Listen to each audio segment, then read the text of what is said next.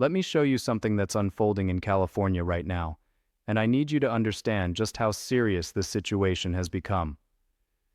We're looking at 10 cities across this state where landlords are making decisions that signal absolute panic, where rental markets are experiencing distress patterns we haven't seen since the foreclosure crisis, and where the mathematical reality of property ownership is fundamentally breaking down. I'm talking about vacancy rates climbing to levels that make properties cash flow negative, about rental price cuts happening in markets that spent a decade climbing, about landlords who are walking away from properties they've held for years because the numbers simply don't work anymore. Are you aware that some California cities are now seeing rental inventory surge by over 60% year over year, while asking rents are being slashed by double-digit percentages? Are you aware that in certain markets, 1 out of every 4 rental listings has experienced a price reduction, and landlords are offering concession packages that would have been unthinkable just 18 months ago? Before we go any further, if you want to stay ahead of what's happening in real estate markets across the country, hit that subscribe button and turn on notifications, because what we're about to walk through is data that directly impacts property values, rental income, and the financial stability of entire metropolitan areas. What I'm examining here isn't speculation. This is current market data from November and December 2025, showing rental distress, landlord capitulation, and the collapse of investment fundamentals that supported California's rental markets for over a decade. Let me break down the 3 triggers that are converging to create this landlord panic across California. Trigger number 1 is the massive surge in rental inventory, combined with collapsing tenant demand. Cities across California are experiencing rental inventory increases of 40% to 65% year over year, meaning the number of available units is exploding while the pool of qualified renters is shrinking. When you have 50% more available apartments competing for 20% fewer qualified tenants, the mathematical outcome is unavoidable. Asking rents drop, concessions multiply, and vacancy periods extend from 30 days to 90 days to 6 months. For landlords operating on typical investment math, where a single month of vacancy can eliminate an entire quarter's profit, these extended vacancy periods are devastating. Recent data from Apartment List shows that California metros dominate the list of markets with the highest inventory growth and the steepest rent declines, with some cities experiencing rent drops of 8% to 12% in a single year. Trigger number 2 is the migration collapse that's fundamentally reducing tenant demand. California experienced net domestic outmigration of over 340,000 people in 2023, and preliminary data for 2024 and 2025 shows this exodus continuing. We're not just talking about people leaving the state. We're talking about the specific demographic that rents leaving at the highest rates. Young professionals, families with children, middle-income workers, the people who filled Class A and Class B apartments are relocating to Texas, Arizona, Nevada, Florida, and Tennessee, where their cost of living drops by 30% to 40%. When you lose hundreds of thousands of residents annually, and those residents are disproportionately renters in their prime earning years, rental demand collapses. Cities that built thousands of new apartment units expecting continued population growth are now facing the reality that their tenant base is actively shrinking. The vacancy problem isn't temporary, it's structural. Trigger number 3 is the operational cost explosion that's crushing landlord cash flow even before we factor in vacancy and rent reductions. California property taxes continue climbing as reassessments occur. Insurance costs have surged by 30% to 50% in many markets as carriers exit the state or dramatically increase premiums. Utility costs, particularly water and power in multifamily buildings, have jumped significantly. Maintenance costs and contractor rates have increased 25% to 35% since 2020. But here's what makes this especially dangerous. Landlords bought properties and ran their investment models based on certain expense assumptions. Those models are now completely invalid. A landlord who purchased a 10-unit building in 2021 expecting $4,000 monthly operating costs might now be facing $6,500 in monthly costs, a 62% increase. When you combine that expense explosion with falling rents and rising vacancies, properties that were cash flow positive 30 months ago are now cash flow negative every single month. That's not a temporary problem landlords can wait out. That's a fundamental breakdown of investment viability that forces immediate action, liquidation, foreclosure, or abandonment. Now that you understand the 3 triggers driving this crisis, let's break down the 10 California cities where landlord panic is most severe, where the data shows rental market collapse happening in real time. Number 1 on this list is San Francisco, and what's happening here represents one of the most dramatic rental market collapses in American history. San Francisco rental inventory has surged by approximately 65% compared to pre-pandemic levels, meaning nearly 2 out of every 3 available units on the market right now didn't exist in the rental pool 3 years ago. At the same time, asking rents for 1-bedroom apartments have dropped from peak levels of $3,500 to $3,700 down to current averages around $2,900 to $3,100, representing declines of 15% to 20%. But here's what those average numbers hide. In neighborhoods like Soma, the financial district, and parts of the Mission, individual listings are showing rent reductions of 25% to 30% from their asking prices, and landlords are offering concession packages that include 2 months free rent on a 12-month lease, waived deposits, and paid parking. 1 out of every 4 rental listings in San Francisco has experienced at least one price reduction, and properties are sitting vacant for an average of 70 to 90 days, compared to 15 to 20 days during the 2019 rental market. The catalyst behind San Francisco's rental collapse is the permanent shift in office occupancy and the tech industry's embrace of remote work. The city lost approximately 120,000 to 150,000 residents between 2020 and 2023, and while some return migration has occurred, the fundamental tenant base that supported premium rents, young tech workers earning $150,000 to $300,000 who needed to live near office headquarters, has permanently shrunk.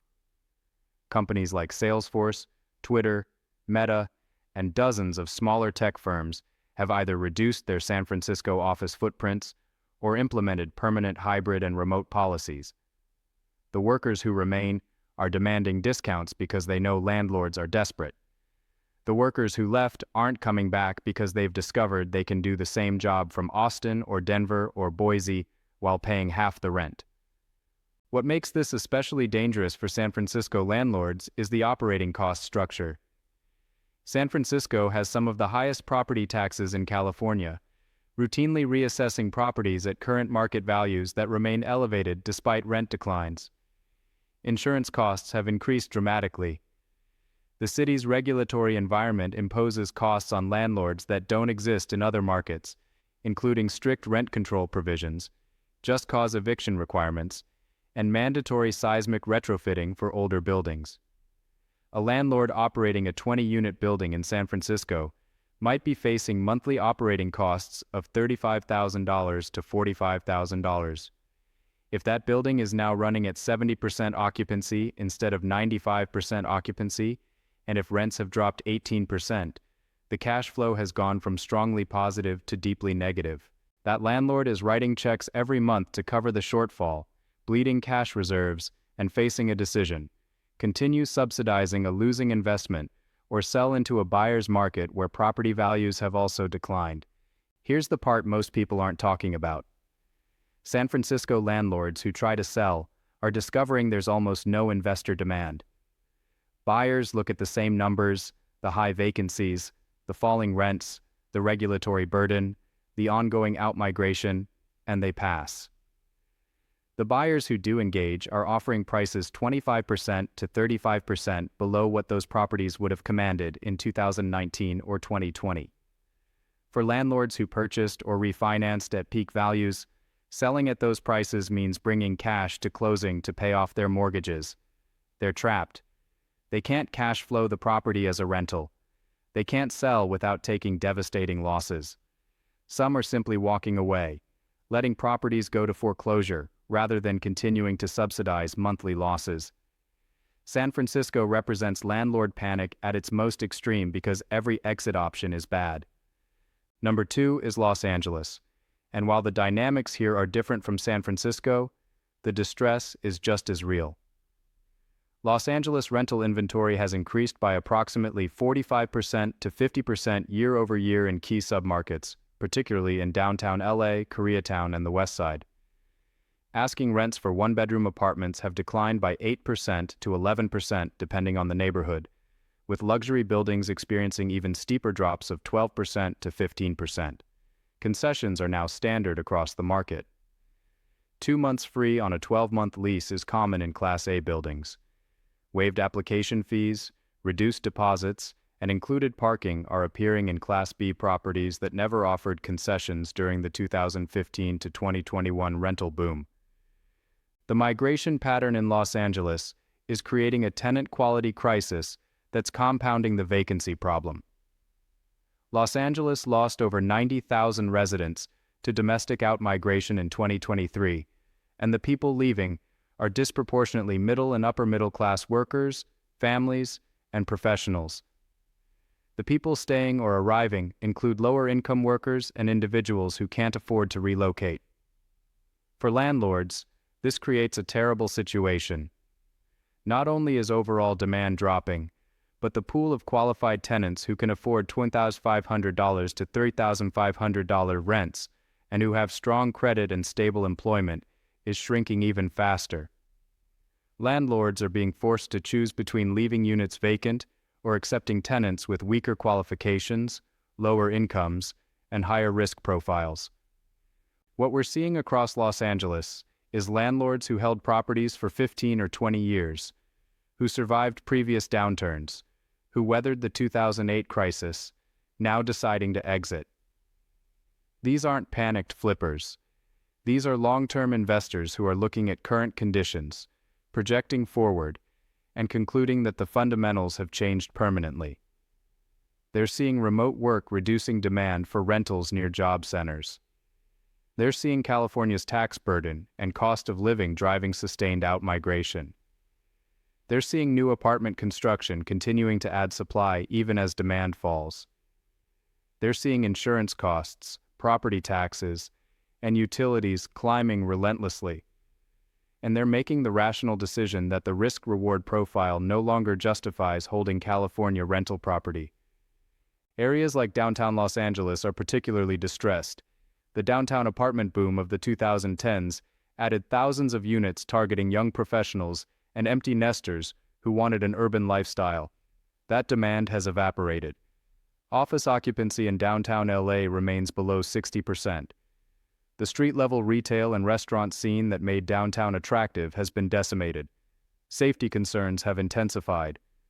The result is landlords in relatively new buildings, properties built between 2015 and 2020, offering rent discounts of 15% to 20%, and still struggling to lease units. Some buildings are operating at 70% to 75% occupancy when they need 92% to 95% occupancy to cover debt service and operating expenses. The landlords and investors behind these buildings are facing monthly cash shortfalls in the hundreds of thousands of dollars. Los Angeles also faces a property tax reassessment issue that's crushing landlords who purchased or refinanced in 2020 and 2021. Under Proposition 13, California property taxes are based on purchase price and increase by a maximum of 2% annually until the property is sold or ownership transfers. Landlords who bought at peak prices are now locked into property tax bills based on those peak valuations, even as rental income has dropped by 10% to 15% and property values have declined. A landlord paying $42,000 annually in property taxes based on a 2021 purchase price can't get that reassessed downward, even though the property is now worth 20% less and generating 12% less rental income. That's a structural cash flow problem with no solution except selling or foreclosure. Number 3 is Oakland, and this market is experiencing a landlord panic that combines all of San Francisco's demand problems with even worse crime and governance issues. Oakland rental inventory has surged by approximately 55% to 60% compared to 2021 levels. Asking rents have dropped by 12% to 16% depending on the neighborhood, with some areas seeing declines exceeding 20%. Concessions are extreme: 3 months free on a 12-month lease, waived deposits and application fees, furnished units, paid utilities for the first 6 months. Landlords are offering packages that would have been inconceivable during the tight rental markets of 2018 to 2020. Oakland's crisis is driven by a collapse in perceived safety and quality of life. The city has experienced sustained increases in property crime, vehicle theft, and violent crime. Businesses are closing or relocating. Retail vacancies are highly visible. Residents who can afford to leave are leaving, relocating to East Bay suburbs like Walnut Creek, Pleasant Hill, and Danville, or leaving the Bay Area entirely. The remaining tenant pool skews lower income and higher risk. For landlords, this creates an impossible situation. Demand from qualified tenants has collapsed. The tenants who remain or who are willing to move to Oakland are disproportionately individuals with marginal credit, unstable employment, or past eviction history. What makes Oakland especially dangerous is that property values are declining even faster than rents. Oakland home values have dropped by approximately 15% to 22% from peak levels, depending on the neighborhood. For landlords who purchased rental properties in 2020 or 2021, they're now underwater on their mortgages. They owe more than the property is worth, and the property isn't generating enough rent to cover the mortgage payment, insurance, taxes, and maintenance. Every month they hold the property, they're writing a check to cover the shortfall and watching their equity evaporate. The rational decision is to walk away, and that's exactly what some Oakland landlords are doing. Foreclosure filings in Alameda County have increased significantly, and a substantial portion of those foreclosures are rental properties where landlords have simply stopped making payments because continuing to pay makes no financial sense. Oakland also has rent control policies that prevent landlords from raising rents to offset increased costs. For landlords with long-term tenants, they're locked into below-market rents under Oakland's rent ordinance while their property taxes, insurance, and maintenance costs surge.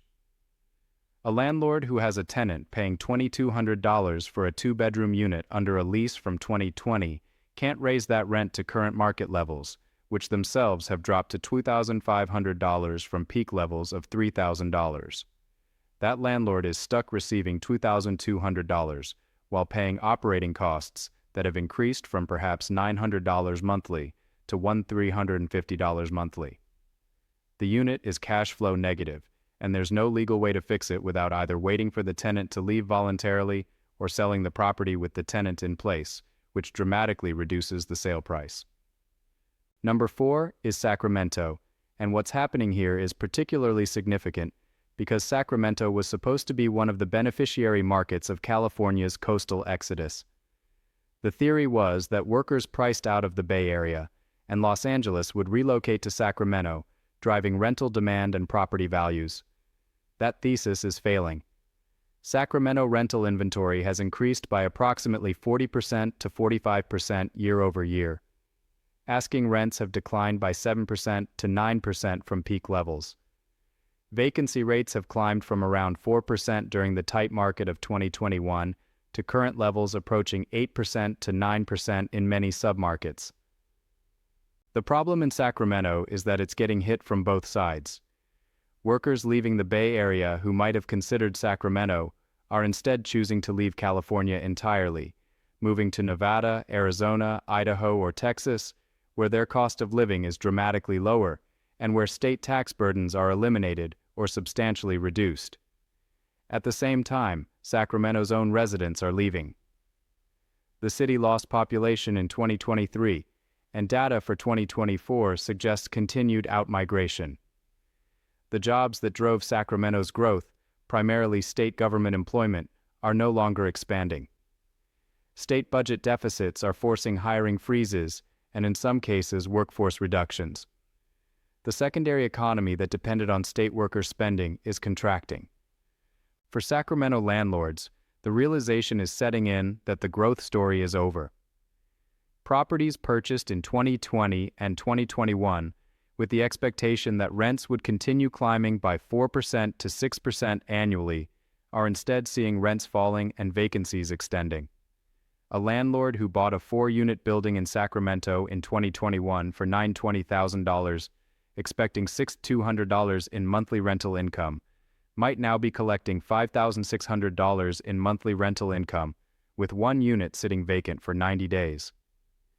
The mortgage payment on that 2021 purchase is probably around $5,200 monthly at the interest rates available then. Add $1,400 for taxes, insurance, and maintenance, and the total monthly cost is $6,600. With only $5,600 coming in, that landlord is losing $1,000 every month. That's $12,000 annually in negative cash flow. After 2 years, that landlord has subsidized the property to the tune of $24,000 with no end in sight. The decision to sell, even at a loss, starts looking rational. Sacramento also has a significant new supply problem. Apartment construction continued through 2022 and 2023, adding thousands of units to a market where demand was already falling. Those new Class A apartments are competing directly with existing Class B and Class C units, forcing older properties to cut rents to compete. Landlords operating older buildings can't match the amenities of new construction, the modern kitchens, the fitness centers, the pool decks, so they're forced to compete on price. Rents in older buildings are dropping by 10% to 12%, and even with those cuts, vacancy rates remain elevated. Number 5 is San Diego, and the rental distress here is particularly striking because San Diego maintained relatively strong fundamentals longer than most California markets. San Diego rental inventory has increased by approximately 38% to 42% year over year. Asking rents have declined by 6% to 8% from peak levels, with neighborhoods like downtown San Diego, Pacific Beach, and parts of North Park seeing larger declines of 9% to 11%. Concessions are appearing across the market, with 1 to 2 months free becoming standard in newer apartment communities. San Diego's problem is a combination of military population fluctuations, reduced in-migration from other California cities, and significant new apartment supply hitting the market. San Diego has always had a substantial military presence, and military housing allowances support a large portion of rental demand. But recent troop redeployments and base population adjustments have reduced that military tenant base. At the same time, the flow of residents moving to San Diego from Los Angeles and the Bay Area has slowed dramatically. Workers who might have relocated to San Diego for a job are instead accepting remote positions and moving to lower-cost states. The in-migration that supported San Diego's rental growth for years has largely stopped. What makes San Diego particularly challenging for landlords is the cost structure. San Diego has some of the highest rental operating costs in California outside of San Francisco. Property taxes are substantial. Insurance costs have surged as carriers reassess California risk. Utility costs, particularly water, are extremely high. Maintenance and contractor costs are elevated due to high local labor costs. A landlord operating a 12-unit building in San Diego might be facing monthly operating costs of $18,000 to $22,000. If rental income has dropped from $34,000 monthly to $31,500 monthly due to a combination of lower rents and increased vacancy, and if the mortgage payment is $16,500 monthly, the monthly cash flow has gone from positive $13,500 to negative $3,000. That's a swing of $16,500 monthly, nearly $200,000 annually. That kind of deterioration forces immediate decisions. San Diego landlords are also discovering that property values have declined by approximately 8% to 12% from peak levels, and buyer demand for rental properties has essentially disappeared. Investors look at current rent levels, current vacancy rates, current operating costs, and they can't make the numbers work. At prices sellers need to avoid losses. The few transactions that are occurring are happening at prices 15% to 20% below what similar properties sold for in 2021 and early 2022. For landlords who need to sell, they're facing the choice between accepting those reduced prices and taking significant losses or continuing to hold properties that are bleeding cash every month. Moving to number 6, we have Riverside and San Bernardino, the Inland Empire markets where landlord distress is driven by a combination of overbuilding and tenant quality deterioration. Rental inventory in these markets has surged by approximately 35% to 40% as apartment construction that began during the pandemic boom has delivered. Asking rents have declined by 5% to 7%, and concessions are widespread.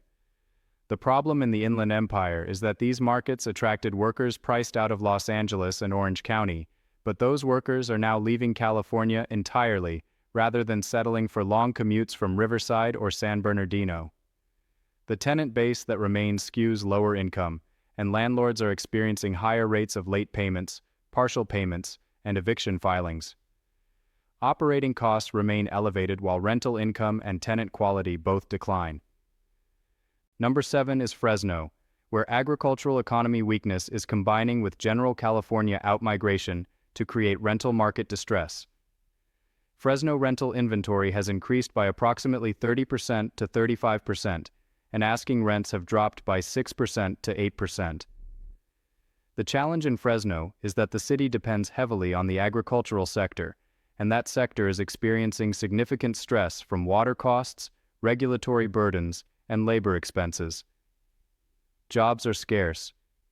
Wage growth is minimal. Young adults are leaving for opportunities in other states. Landlords are finding that the tenant pool is shrinking, and the remaining tenants have less ability to pay higher rents, forcing rent reductions and extended vacancies. Number 8 is Stockton, a city that never fully recovered from its 2012 bankruptcy and is now experiencing renewed rental market distress.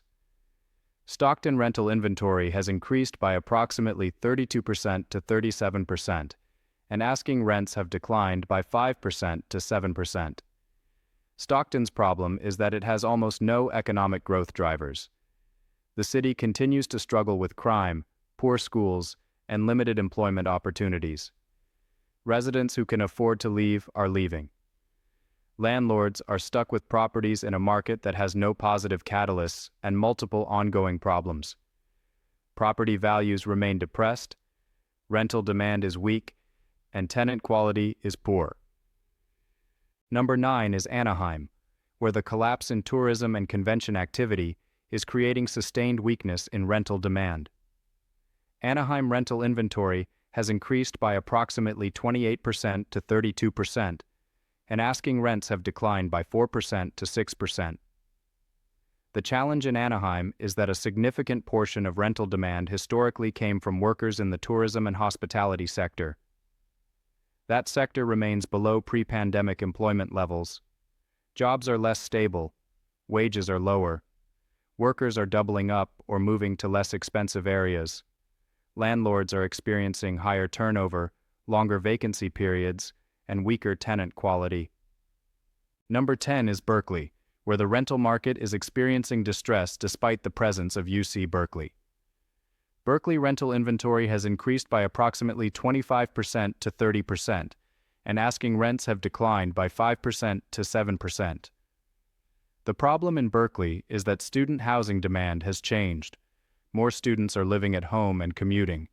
More graduate students are opting for remote or hybrid programs. International student enrollment has fluctuated. At the same time, Berkeley's regulatory environment imposes substantial costs and restrictions on landlords. Rent control is strict. Eviction requirements are onerous. Operating costs are extremely high. Landlords are finding that owning rental property in Berkeley generates minimal returns for maximum regulatory hassle.